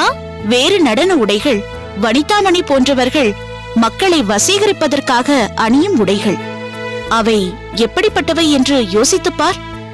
பாதி உடல் தெரிய ஆடை அணிந்து என்னை பார், என் அழகை பார் என்று மோகமூட்டுவது போல ஆடக்கூடியவை. ஆனால் இந்த பரதநாட்டிய உடை உடல் முழுவதையும் மறைக்கக்கூடியது. பெண்ணின் அங்கலாவண்யங்களை ரசிப்பதற்காக ஏற்படுத்தப்பட்டதல்ல இது. அவளது கலைத்திறன் வெளிப்படுவதற்காகவே உருவாக்கப்பட்டவை இவை. புனிதமான இந்த பரத கலையை காணும்போது புலனுணர்வுகளுக்கு இடமளிக்க கூடாது என்பதால்தான் இப்படி அமைத்தார்கள். ஆனாலும் இந்த பரத கலையை பூம்புகார் நகரத்தில் ஆடிய மாதவி அரசன் முதலாக அனைவரும் கண்டு மயங்கும்படியாக ஆடினாள் என்றுதானே சிலப்பதிகாரம் கூறுகிறது. அவள் குலத்து முதல் மாதவியானவள் இந்திர சபையில் இந்திராதி தேவர்களை மகிழ்விப்பதற்காக ஆடிய ஊர்வசிதானே. அங்கு அவள் இந்திரகுமாரன் சயந்தனை மகிழ்விப்பதற்காகவே தன்னை மறந்து ஆடியதால் தானே அகத்தியரின் சாபம் பெற்று பூமிக்கு வந்தாள் என்று இளங்கோவடிகள் பாடினார். பார்த்தாயா, நீ இது போன்ற விஷயங்களை மனதில் வைத்திருப்பதால் தான் உன் சிந்தனை முழுவதும் அப்படியே போகிறது. வடிவு, அதே சிலப்பதிகாரத்தில் மாதன் ஈசன் திரிபுரத்தை எரித்து ஆடிய கொடிகட்டி, பாரதி ஆடிய பண்டரங்கம், திருமால் ஆடிய அல்லியன் தொகுதி, மல்லாடல், முருகன் ஆடிய துடிக்கூத்து, குடைக்கூத்து, குடக்கூத்து, பேடிக்கூத்து, பாவைக்கூத்து மற்றும் கடையக்கூத்து என்று அரிய பல தெய்வீக நடனங்களை ஆடினாள் என்று இளங்கோவடிகள் பாடுகிறாரே, அதையே நீ நினைக்கவில்லை? விடு அக்கா, ஏதோ எனக்கு தோன்றியதை சொன்னேன். இன்று உன் நாட்டியம் எவ்வளவு சிறப்பாக இருக்கும் என்று உன் முகத்தில் உள்ள மலர்ச்சியை காட்டுகிறது. அதில் என்ன சந்தேகம்? வெள்ளூரில் ஆடுவதற்கென்று தயாரித்திருந்த புதிய நடனங்களை எல்லாம் சுந்தரி இந்த திருமண விழாவில் அற்புதமாக ஆடி காட்ட மாட்டாளா? அந்த நடனத்தை கண்டு சபையே வியக்கப் போகிறது பார். அத்தை, நான் அப்படி ஆடி புகழ் பெற்றால் அந்த புகழ் முழுவதும் தங்களுக்கும் மாமாவிற்கும் தானே சேரும். சிறு வயதிலேயே தாய் தந்தையரை இழந்துவிட்ட எங்களுக்கு நீங்கள்தானே தாயாகவும் தந்தையாகவும் இருந்து காப்பாற்றினீர்கள். எனக்கு நடன கலையை கற்றுத்தந்து இத்தகைய புகழ் கிடைக்க செய்ததே நீங்கள்தானே. இருக்கலாம் சுந்தரி, ஆனால் நீங்கள் இருவரும் பெற்றோரை இழந்து தவித்து நின்றபோது உங்கள் மாமா என் தங்கையின் புதல்விகள் அனாதைகள் ஆகிவிட்டார்களே என்று மிகவும் கலங்கினார். அப்போது நான் அவர்களின் தாய் மாமனான நீங்களும் நானும் இருக்கும் பொழுது இவர்கள் ஏன் அனாதையாக வேண்டும், நம்மோடு அழைத்து செல்வோம் என்றேன். லலிதாங்கி, இந்த வார்த்தை உன் வாக்கிலிருந்து வர வேண்டும் என்பதற்காகத்தான் நான் அப்படி சொன்னேன். இப்போது நீயே சுந்தரியையும் வடிவையும் ஏற்றுக்கொண்டதால் எனக்கு இனி அவர்களை பற்றிய கவலையே இல்லை என்றார். சிறுமிகளான நீங்கள் இருவரும் எங்களோடு வந்துவிட்டீர்கள். அத்தை, கடலில் விழுந்து தவிப்பவர்களுக்கு ஒரு துடுப்பு கிடைத்தால் போதும் என்பார்கள். ஒரு கப்பலே கிடைத்துவிட்டால் எப்படி இருக்கும்? அந்த நிலையில் தானே நாங்கள் இருந்திருப்போம். உண்மைதான் சுந்தரி. அப்போது நாங்கள் நடத்திய நடனசாலை மிகவும் பரபரப்பாக புகழோடு விளங்கிக் கொண்டிருந்தது. தினமும் பல மாணவர்கள் வந்து நடனம் பயின்றார்கள். அப்போது நீ மட்டும் அதை மிகவும் ஆர்வமாக பார்த்து கொண்டிருப்பாய். பிறகு தனியே சென்று தானே ஜதி சொல்லிக் கொண்டு ஆடிக்கொண்டிருந்தாய். அதை ஒரு நாள் பார்த்துவிட்ட நான், உன் உதிரத்திலேயே கலை உணர்வு ஓடிக்கொண்டிருக்கிறது, உன் உடலிலேயே நடனக்கலை படிந்திருக்கிறது என்பதை புரிந்து கொண்டேன். அன்றே உனக்கு நான் பயிற்சி தர தொடங்கிவிட்டேன். அதனால்தானே அத்தை நான் நடனக்கலையில் புகழ் பெற முடிந்தது. இருந்தாலும் எங்களிடம் நாட்டியம் கற்றுக்கொண்டிருந்த எல்லோருமே இப்படி நடனசாலிகள் ஆகிவிடவில்லையே. ஏதோ சிலர்தான் அரங்கேற்றம் வரை வந்தார்கள். அவர்களிலும் ஒரு சிலர்தான் புகழ் பெற்றார்கள். அதையடுத்து சில நாட்களில் ஆங்கிலேயர்களின் படையெடுப்பால் பல பாதிப்புகள் ஏற்பட்ட போது நமது நடனசாலையும் பாதிக்கப்பட்டது. இதற்கிடையில் நீ உன் தனித்திறமையால் புகழ் பெற்றுவிட்டாய். இனி உங்கள் வளர்ச்சியே போதுமானது என்று நாங்கள் எங்கள் நடனசாலையை கலைத்து விட்டோம். அத்தை, இந்த நேரத்தில் நீங்கள் இதையெல்லாம் சொல்வது எனக்கு மிகுந்த உற்சாகத்தை தருகிறது. நான் எவ்வளவு பொறுப்புணர்ச்சியோடு நடந்து கொள்ள வேண்டும் என்று சுட்டிக்காட்டுவது போல் இருக்கிறது. அத்தை, இன்றைய நடனத்தில் சுந்தரி எல்லோரையும் பிரமிக்க செய்துவிட்டாள் என்று சொல்லும்படி பிரமாதமாக ஆடுகிறேன் பாருங்கள். அதில் என்னப்பா சந்தேகம்? இன்று மட்டுமல்ல, என்றுமே எங்குமே நீ அப்படித்தான் ஆடிக்கொண்டிருக்கிறாய். இனியும் ஆடப்போகிறாய். யாரோ ஒரு அக்னியோ உன் ஆட்டம் நடக்கக்கூடாது என்று தடுத்துவிட்டால் அது நடக்காமல் போய்விடுமா? அந்த அக்னி கோட்டையை கடந்து சென்று நீ உன் கலைத்திறனை உலகறிய செய்ய போகிறாய். அப்படி சொல் லலிதாங்கி. நீ பேசிக் கொண்டிருந்ததை கேட்டவுடனே வந்த வேகம் நிதானமாகிவிட்டது. எங்கு சென்று விட்டு வருகிறீர்கள்? மேனா மெய்யண்ணா வீட்டிற்கு தான். நடன நிகழ்ச்சிக்கு தேவையான அனைத்து ஏற்பாடுகளும் சரியாக செய்யப்பட்டிருக்கிறதா என்பதை அறிந்து கொள்ள வேண்டும் அல்லவா? என்னை கண்டதும் அவருக்கு எவ்வளவு மகிழ்ச்சி தெரியுமா? என்னை அழைத்துச் சென்று நடனமாடுவதற்குரிய மேடையை காட்டி, இது போதுமா, இன்னும் ஏதேனும் மாற்றங்கள் செய்ய வேண்டுமா என்றெல்லாம் கேட்டு நான் சொன்ன சிறு சிறு மாற்றங்களையும் உடனே செய்து விட்டார். அது மட்டுமல்ல, வேறென்ன? சிறப்பான வான வேடிக்கைக்கும் ஏற்பாடு செய்திருக்கிறார். ஒவ்வொரு முறை வெடி வெடிக்கும் போதும் காது செவிடாகிவிடும் போல் இருக்கிறது. சுந்தரி நடனத்தை வான வேடிக்கைகளோடு வரவேற்க போகிறேன் என்கிறார் மேனா மேயண்ணா செட்டியார். மாமா, என்ன இது? எதம்மா? நடனம் நடக்கும் போது வான வேடிக்கை என்றால் மக்கள் நினைவு சிதறாதா? முதலில் என்னால் எப்படி நடனம் ஆட முடியும்? ஏனம்மா இப்படி சொல்கிறாய்? பிறகு என்ன? நடனம் என்பது மனதை ஒருநிலைப்படுத்தி ஒரே மனதாக ஆடக்கூடிய கலை அல்லவா? அதற்கிடையில் வெடிச்சத்தம் கேட்டால் என் சதங்கை ஒலி எனக்கே கேட்காமல் போய்விடுமே. எல்லோருடைய நினைவும் சிதறிவிடுமே. நீ சொல்வது சரிதான். ஆனால் என்ற பேச்சிற்கெல்லாம் இடமில்லை. மேனா மேயண்ணா ஐயாவிடம் உறுதியாக சொல்லிவிடுங்கள். நாட்டியம் தொடங்கும் வரை அவர்கள் என்ன வேண்டுமானாலும் செய்து கொள்ளட்டும். மேடையில் நடனம் தொடங்கிய மறுகணமே அனைத்தும் அடங்கிவிட வேண்டும். நடனம் மட்டுமே அனைவரின் கண்ணிற்கும் மனதிற்கும் தெரிய வேண்டும். சொல்லிவிட்டாய் அல்லவா? உன் மீது மிகுந்த மரியாதை வைத்திருப்பவர் அவர். இதை அவரிடம் சொல்லி அதன்படியே செய்து விடுகிறேன். வண்டி தயாராக இருக்கிறது, புறப்படலாம்.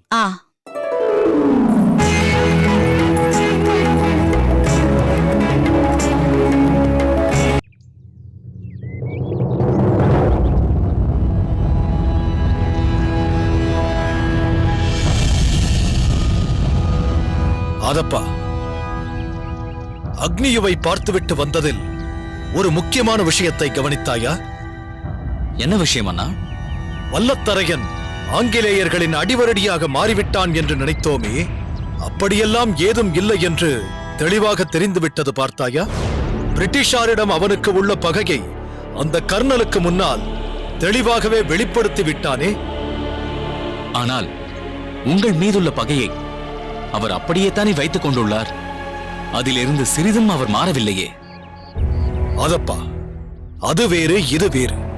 இரண்டையும் இணைத்து ஏன் முடிச்சு போடுகிறாய்? இல்லை அண்ணா, நிலைமையைத்தான் உங்களுக்கு புரிய வைக்கிறேன். பட்டமங்கலத்து அம்பலக்காரர் வெள்ளையர் மீது உள்ள பகையை வெளிப்படுத்திக் கொண்டது போல் உங்கள் மீதுள்ள பகையையும் அங்கேயே வெளிப்படுத்தத்தானே செய்தார். நீங்கள் அனுசரித்து போக போக அவர் உங்களை அவமதித்துக் கொண்டேதானே இருந்தார். அதற்காக என்ன செய்ய வேண்டும் என்கிறாய்? நீங்களும் பகையாளியாக மாற வேண்டும். அவரை எதிரியாக கருதி எதிர்க்க வேண்டும். அப்போதுதான் உங்கள் வலிமையை அவர் புரிந்து கொள்வார். அந்த உறங்கா புலி அந்நியனுக்கு கைகூலியாக நடந்து கொள்வதை பார்த்தும் அவனுக்கு சார்பாகத்தானே பட்டமங்கலத்தார் பேசினார். அவரை பற்றி எப்படி உங்களால் நல்ல விதமாக நினைக்க முடிகிறது? ஆதப்பா, உன் கோபம் எனக்கு புரிகிறது. ஆனாலும் நீயே சற்று யோசித்துப்பார். என்னதான் இருந்தாலும் வல்லத்தரையனுக்கு உறங்கா புலி தன் தமக்கையின் கணவன் அல்லவா? அதனால் தான் வல்லத்தரையன் ஆவேசப்பட்டான். அந்த இடத்தில் ஒரு அந்நியன் முன்னால் நானும் நம்மைச் சேர்ந்த ஒருவரை அடித்தது தவறுதான். என்ன சொல்கிறீர்கள்? அதை இந்த உறங்கா புலி நினைத்து பார்த்தானா? அந்நியனுக்கு முன்னால் அவமதிக்க வேண்டும் என்பதற்காகத்தானே அவ்வளவு இழிவான வார்த்தைகளை கொட்டினான். நீங்கள் அடித்ததால் அவன் உயிர் தப்பினான். இல்லையேல் அவன் என் வாளிற்கு இரையாகி இருப்பான். நீ சொல்வதெல்லாம் சரிதான். ஆனால் நான் ஒரு நாட்டின் அம்பலக்காரர் என்ற பொறுப்பில் இருப்பவன். அதனால் பொறுமையை கடைபிடித்திருக்க வேண்டும். எனது பொறுமையை சோதிக்கும்படியாக அந்த உறங்கா புலி என்னை அவமதித்து பேசியது தாங்காமல் அவசரப்பட்டு ஆத்திரப்பட்டு என்னையும் மீறி உறங்கா புலியை அறைந்து விட்டேன். அது வல்லத்தரையனின் கோபத்தை எரியும் நெருப்பில் எண்ணெயை ஊற்றுவது போல் மேலும் தூண்டிவிட்டது. வேண்டாம் அண்ணா, அதை பற்றி எத்தனை முறை பேசினாலும் அதன் பாதிப்பு உங்கள் மனதை விட்டு போக போவதில்லை. இந்த பேச்சை இப்போதைக்கு விட்டு விடுவோம். அதப்பா, திருக்கோட்டியூர் வரை வந்துவிட்டோம். அப்படியே போகும் வழியில் அந்த சுந்தராம்பாளை பார்த்து நம் தங்கை கல்யாணிக்கு நாட்டியம் கற்றுக் கொடுப்பதற்கான ஏற்பாடுகளை செய்துவிட்டு போகலாமே. அண்ணா, அந்திசாயம் நேரமாகிவிட்டது. சுந்தராம்பாள் வீட்டை அடைவதற்கு முன் நிச்சயம் இருட்டிவிடும். இரவு நேரத்தில் அங்கு போவது சரியாக இருக்குமா? அப்படி என்றால் பகலில் போனால் தவறில்லை என்கிறாயா? ஒரு நாட்டியக்காரி வீட்டிற்கு எப்போது போவது என்றாலும் அது இழுக்குதான். உங்கள் அந்தஸ்திற்கு சுந்தராம்பாள் வீட்டிற்கு நீங்களே நேரடியாக சென்று நம் தங்கையின் நடன ஆசிரியராக வருவதற்கு அழைப்பு கேட்பது கௌரவமாக இருக்காது அண்ணா. இதில் என்ன கௌரவம் இருக்கிறது அதப்பா? இதோ கர்னல் அழைத்தான், அவனிடத்திற்கு போனோம். அதில் போகாத கௌரவமா ஒரு தமிழ் கலையரசி வீட்டிற்கு போவதால் போய்விடும்? அந்நியனை சந்திக்கச் சென்ற நாம் நம்மை சேர்ந்தவர்களை சந்திக்கச் செல்ல ஏன் தயங்க வேண்டும்? சரி அண்ணா, தங்கள் யோசனைப்படியே சுந்தரியின் வீட்டிற்கு போகத்தான் வேண்டும் என்றாலும் இப்போது இருக்கும் மனநிலையில் இப்படியே போவது சரியாக இருக்காது. நாளை போகலாம். இல்லை யாதப்பா, இப்போதுள்ள சங்கடமான சூழ்நிலை மாறுவதற்கு இதுதான் சரியான வழி. மன உளைச்சலை நீக்கும் மாமருந்து கலை ஒன்றுக்குதான் இருக்கிறது. அதனால் நாம் அங்கு போகத்தான் வேண்டும். நான் இவ்வளவு பிடிவாதமாக சொல்வதற்கு ஒரு காரணம் இருக்கிறது. என்ன காரணம் அண்ணா? தங்கை கல்யாணிக்கு நான் உறுதியளித்து விட்டேன். இன்று எப்படியும் சுந்தராம்பாளை பார்த்து உனக்கு நாட்டியம் கற்றுத்தர ஏற்பாடு செய்கிறேன், முடிந்தால் கையோடு அழைத்தும் வருகிறேன் என்று வாக்கு கொடுத்து விட்டேன். தங்கையிடம் ஒரு வார்த்தை சொல்லி என்றைக்காவது அதை நான் மறந்ததுண்டா? இல்லை செய்ய தவறியதுதான் உண்டா? அண்ணா, கல்யாணியின் திருமணத்தை மனதில் கொண்டு நாட்டியம் கற்றுத்தருவது அவசியம் இல்லை என்றுதான் எனக்கு தோன்றுகிறது. அவள் முன்பே ஒருமுறை நாட்டியம் கற்றுக்கொள்ள முயற்சி செய்து வேண்டாம் என்று விட்டுவிட்டாள். அப்போது நீங்கள் கட்டாயப்படுத்துவதால் தான் அதை கற்க வேண்டும் என்ற நிலைக்கு ஆளாகி இருக்கிறாள். நீ அப்படியா நினைத்துக் கொண்டிருக்கிறாய்? உன் தங்கையை நீ புரிந்து கொண்டது அவ்வளவுதானா ஆதப்பா? அவள் ஆழ் மனதில் நாட்டியம் கற்க வேண்டும் என்ற ஆசை நீண்ட நாளாகவே இருக்கிறது. இல்லை என்றால் காடையிடமெல்லாம் நாட்டியம் கற்றுக்கொள்ள முயற்சி செய்வாளா? கல்யாணியின் ஆசையை என் ஆசையின் மூலம் நான் நிறைவேற்றப் போகிறேன். நீங்கள் இவ்வளவு தூரம் பேசும்போது நான் எப்படி அதை மறுக்க முடியும்? உங்கள் விருப்பப்படியே செய்யலாம்.